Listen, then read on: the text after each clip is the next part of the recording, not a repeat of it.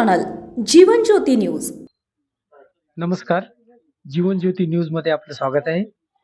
ईदच्या दिवशी एक निंदनीय घटना घडली।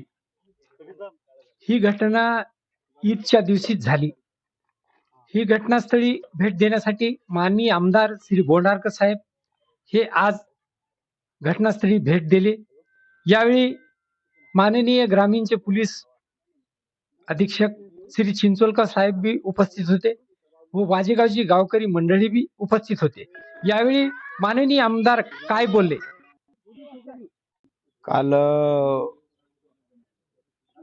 ईदची नमाज होती आणि त्यावेळेस एक इसम गाडीवरती येऊन त्याच्या अवतीभोवती सुतळी बॉम्ब किंवा पेट्रोलच्या बॉटल लावल्या होत्या अशा काही व्हिडिओमध्ये दिसत आहे।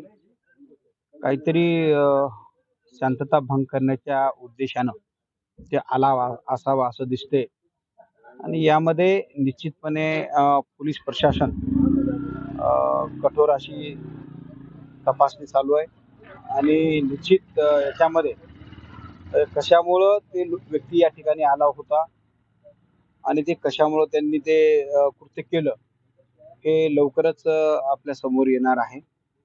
कारण तर आज जे काही नांदेडमध्ये आणि विशेषतः नांदेड दक्षिण मतदारसंघामध्ये अतिशय शांततेचं वातावरण आहे आणि शांतता कुठेही भंग होऊ नये या मताशी मी आहे आणि निश्चितपणे कुठेही शांतता भंग होणार नाही आणि माझी मुस्लिम बांधवांनाही आव्हान आहे की कुठल्याही अफवावरती विश्वास ठेवू नका।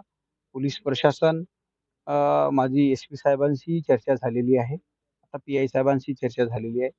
यामध्ये विशेष करून लक्षपूर्वक जांच याच्यामध्ये होणार आहे आणि जे कोणी दोषी असतील त्याच्यावरती 100% कठोरात कठोर या ठिकाणी कारवाई होईल। हा मुद्दा तुम्ही विधानसभेमध्ये उचलणार? निश्चितपणे मला विधानसभामध्ये संधी मला बोलण्यास मिळाली की मी निश्चित या विषयाचं गांभीर्य घेऊन मी ते विषय विधानसभेमध्ये घेईन।